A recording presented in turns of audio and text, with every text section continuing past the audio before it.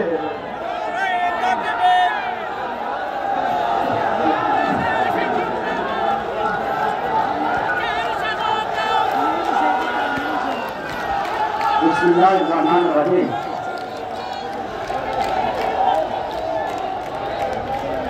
बिस्मिल्लाहिर्रहमानिर्रहीम। नहमदुहु व नुसल्ली अला रसूलिहिल करीम। माननीय सभापति, আজকে উপস্থিত প্রধান অতিথি, আমি জানি আমার নামে প্রধান অতিথি লেখা আছে, কিন্তু আজকে আমার বাড়ি, আমার ঘর, নিজ বাড়িতে প্রধান অতিথি হওয়া সাজে না, কি বলেন? এই জন্য প্রধান অতিথি মৌলানা রফিকুল ইসলাম খান, অন্যান্য নেতৃবৃন্দ, বিশেষ করে চট্টগ্রামের কৃতি সন্তান দুইজন আজকে এখানে আছে। একজন আমাদের জামাত ইসলামী সহকারী সেক্রেটারি জেনারেল বাড়ি শ্রীপুর মাওলানা আব্দুল হামিদ সাহেব, আরেকজন জাহিদুর রহমান, এমনিও বিভ্রাট, দুইজন জাহিদুর রহমান আজকে এখানে। জাহিদুল ইসলাম, জাহিদুর রহমান এক, জাহিদুল ইসলাম আমাদের আলপরা বাড়ি, অন্যান্য বিজ্ঞ উপস্থিতি, সাংবাদিক বন্ধুরা, আসসালামু আলাইকুম। একটু একটু করে বৃষ্টি পড়ে, কিন্তু যখন মিয়া বাজার হাইওয়ে না আসছি দেখি যে বৃষ্টি নেই। আল্লাহ এক মহাপুত্র, এই বিশাল মহাকাশে 10 কিলোমিটার এদিকে ওইদিকে ভিন্ন চিত্র। আমাকে গাড়িতে একজন বলছিল যে একটু একটু বৃষ্টি, আমার কাছে মনে হয় এটা আজকে ঈদের দিন, কারণ অনেক সময় ঈদের সময় সকালে একটু একটু বৃষ্টি পড়ে না, কিন্তু ঈদের জামাতে চলে গেলে আবার বৃষ্টি চলে যায়, এরকম দৃশ্য আপনারা দেখছেন। আজ চট্টগ্রামের জন্য আমরা সকালে বৃষ্টি পেয়েছি, আবার রোদ দেখেছি, আর 25,000-এর বেশি তরুণ যুবক এই চট্টগ্রামকে পরিবর্তন করার জন্য এখানে হাজির হয়েছে। এখানে অনেক বড় নেত্রী এসেছিলেন, বেগম খালেদা জিয়া, শেখ হাসিনা, অধ্যাপক গোলাম আজম, কিন্তু আজকের যে সমাবেশ, এই পরিমাণ জনতার উপস্থিতি কখনো হয়নি। আমি গাড়িতে আসছিলাম, বুক তুলে দাঁড়িয়ে দেখলাম যে এইদিকে 0.5 কিলোমিটার আর ওইদিকে বাজার পর্যন্ত লোকের লোকারণ্য। আমি ভেবেছিলাম মাঠে লোক পাবে হাঁটতেছে, কিন্তু মাঠে ঢুকতে গিয়ে দেখলাম যে এখানে মাঠ কমপ্লেক্স ভর্তি, এবং পুরা রাস্তার দুই পাশে ঈদগাহ মাঠে, তার ওইদিকে দোকানে, এবং এইদিকে ওই হাইওয়ে পথ মানুষ আর মানুষ। আলহামদুলিল্লাহ, এটা কি ঈদের আনন্দ নয়? কিন্তু বেদনা, বেদনা এই জন্যই এই চট্টগ্রামে ছাত্র শিবিরের সভাপতি শাহাবুদ্দিন, সেই আজকের এই যদি থাকতো, তাকে কোন ভলান্টিয়ারের ড্রেস করে আমার সামনে সামনে হাঁটতে আমি দেখতে পেলাম। এরকম অনেক ভাইয়েরা এখানে শহীদ হয়েছে, এখানে অনেক মুরব্বী যাদেরকে আমি চিনি, জানতাম, আমার সাথে কাজ করেছিলেন, এখন অনুপস্থিত, তারা মারা গিয়েছেন। আমার ইচ্ছা ছিল তাদের মৃত্যুর খবর পেয়ে জানাজা করতে এখানে আসবো, কিন্তু জানাজা করতে পারি নাই, আমি আসতে পারি নাই। আপনারা জানেন, বেদনায় আমার বুকের রক্ত ছিল, চোখের পানি নয়। এই চট্টগ্রামে আওয়ামী লীগ, জামাত ইসলামী, বিএনপি, অন্যান্য দল এবং যারা দল করেন না, সকলেই বিগত 15 বছর নির্যাতিত হয়েছেন। আপনারা হয়তো ভাবছেন অত্যাচার হত্যা করেছে আওয়ামী লীগ। আমি আওয়ামী লীগের কথা কেন বলছি নির্যাতনে? আওয়ামী লীগের এক গ্রুপ আরেক গ্রুপের নির্যাতন করেছে, ঠিক কিনা? আওয়ামী লীগের এক গ্রুপ আরেক গ্রুপের লোককে হত্যা করেছে। শুধু আমার ইউনিয়ন আউটওয়ার্ড আওয়ামী লীগ কর্তৃক 8 জন আওয়ামী লীগের কর্মী নিহত হয়েছে, তাদেরকে হত্যা করা হয়েছে। তো যেখানে আওয়ামী লীগকে হত্যা করে, আওয়ামী লীগের গোস্ত খায়, আওয়ামী লীগের বাড়িতে গিয়ে হামলা করে, সেখানে আপনাদের উপরে কি অত্যাচার হয়েছে সেটা বলার আর কোন অপেক্ষা রাখে না। আমি কোন হত্যাকাণ্ড চাই না। আপনারা যদি আল্লাহর ইচ্ছায় সহযোগিতায় বেঁচে থাকি এবং আমাকে নির্বাচিত করেন, চট্টগ্রামে কোন হত্যাকাণ্ড হতে দেব না। চট্টগ্রামে কোন মাদকের ব্যবসা চলবে না, কোন চাঁদাবাজি চলবে না, কারো উপরে জুলুম চলবে না। দল মত নির্বিশেষে, ধর্ম বর্ণ নির্বিশেষে, পরিচয় নির্বিশেষে সকল মানুষের অধিকার প্রতিষ্ঠা করা হবে ইনশাআল্লাহ। রাসূল আকরাম সাল্লাল্লাহু আলাইহি ওয়াসাল্লাম যে হাদিসের কথা বলেছিলেন, ইসলামী রাষ্ট্র যদি কায়েম হয় তাহলে এক বিশাল দূরত্বের কথা বলেছিলেন।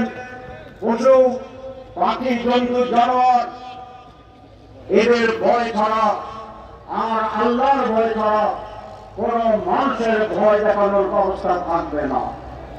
এই চট্টগ্রামের আলোচনার বন্ধন জমা শুরু করে কাশীনগরের শেষ প্রাপ্ত পর্যন্ত রাতের আধারে গভীর রাতে যে কোনো নারী নির্ভয়ে হাঁটতে পারবে, চলতে পারবে, একা যেতে পারবে, তার দিকে ফাঁকা চোখে তাকানোর সাহস কারো থাকবে না। এবং কে যদি তাকায় আমরা তার চোখ উঠে ফেলব। চট্টগ্রাম হবে এক শান্তির অধিকারের উন্নয়ন সারা বাংলাদেশের জন্য।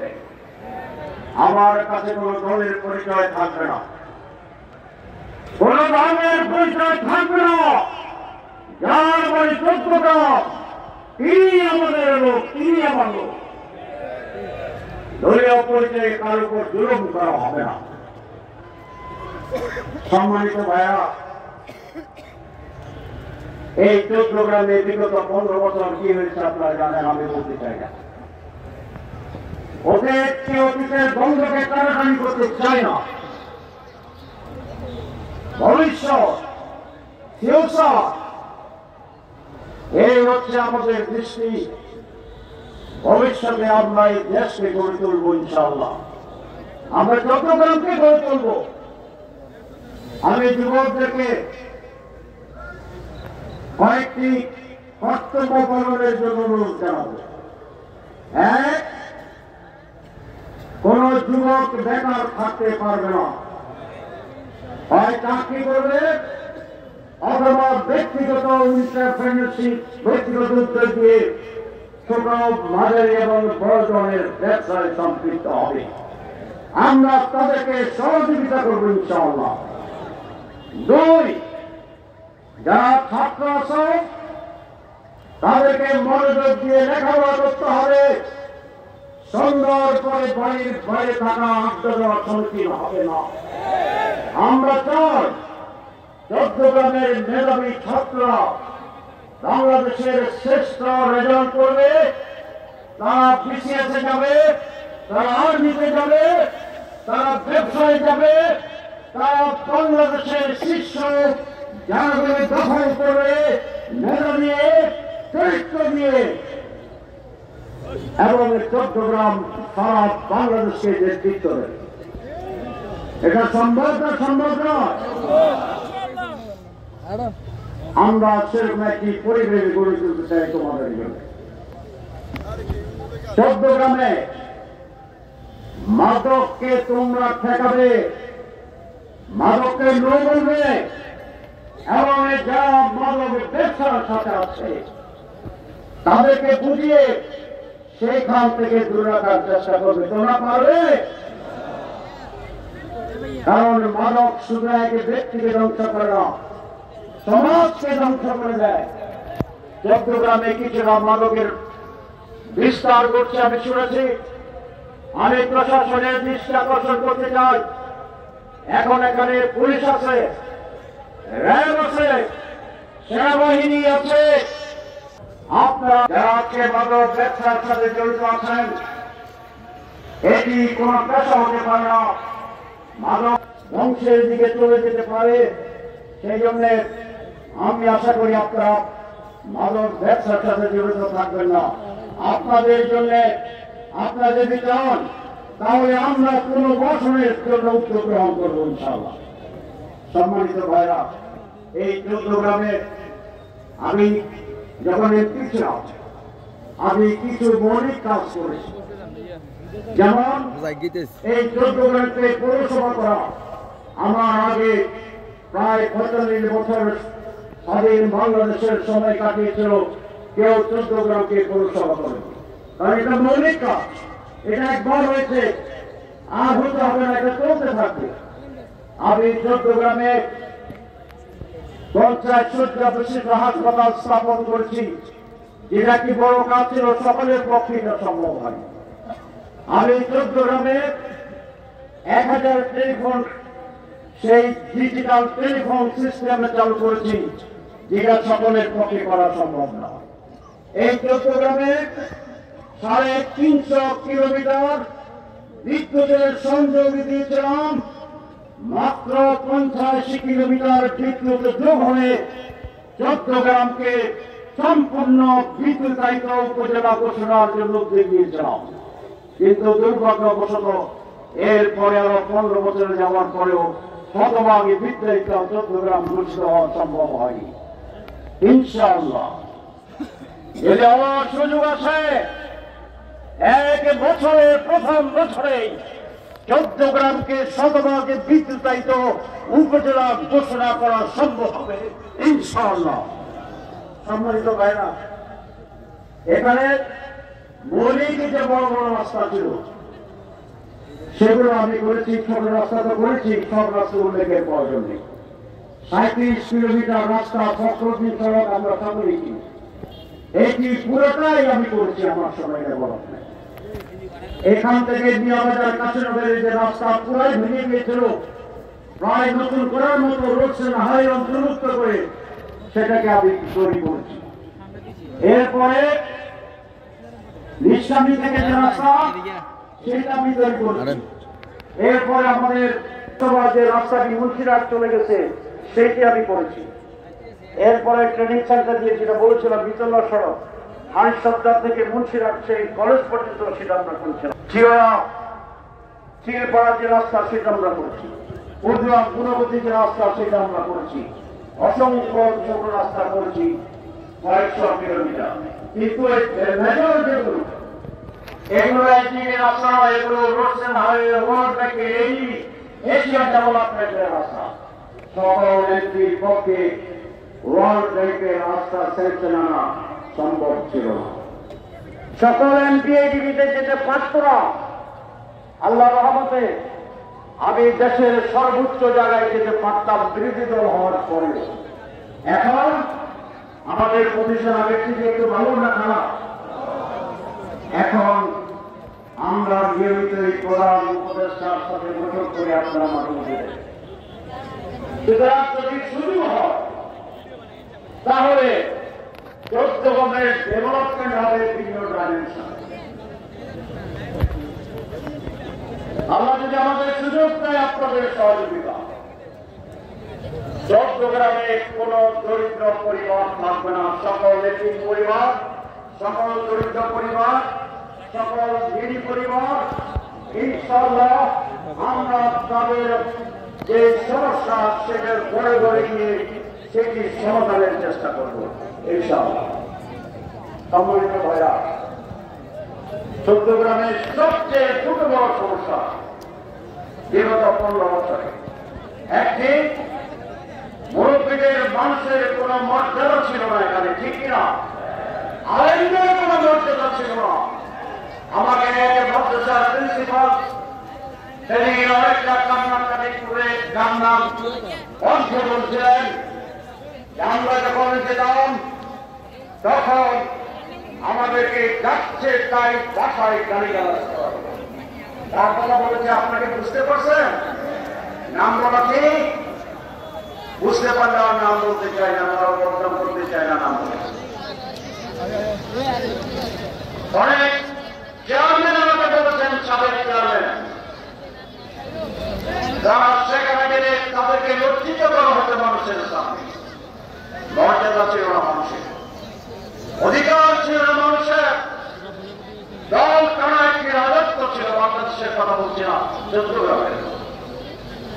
ইনশাআল্লাহ আমরা মানুষের মর্যাদাকে, যত গরিবী হোক মানুষটি, তিনি মানুষ, ঠিক কিনা?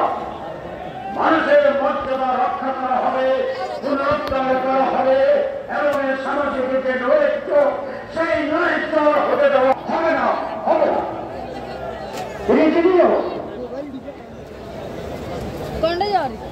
সম্মানিত ভাই, এই সোশ্যাল সেন্ট্রিক আমরা জাতীয়ভাবে যে একটা কথা বলতে চাই, সেটা হচ্ছে ফ্যাসিজম বিদায় হয়ে গেছে। আপনারা জানেন ইতিহাস বলে ফ্যাসিজম, ফ্যাসিস্টরা পরাজিত হলে আবার ক্ষমতায় ফিরে আসে না। এই দেশেও সেটা হবে না। সিদ্ধান্ত হওয়ার কোনো কারণ নেই। মাঝে মধ্যে যে দলটির কথা বলছি, তাদের এখন সভাপতিকে জানেন, তাদের সেক্রেটারি কিটা জানেন? আমরা সেটা জানি না। নির্বাচন আমরা বলছি সুস্থ, নিরপেক্ষ, পার্টিসিপেটরি নির্বাচন হতে হবে এবং সেটি 2025 সালের ভিতরে হতে হবে। প্রধান উপদেষ্টা বলেছেন সম্ভব, যদি তারা আংশিক সংস্কার করে। আমরা মনে করি 3 থেকে 6 মাসের ভিতরে প্রয়োজনীয় সংস্কার সাধন করা সম্ভব এবং তারপরে এই বছরের শেষ নির্বাচন অনুষ্ঠান করবে। এটাই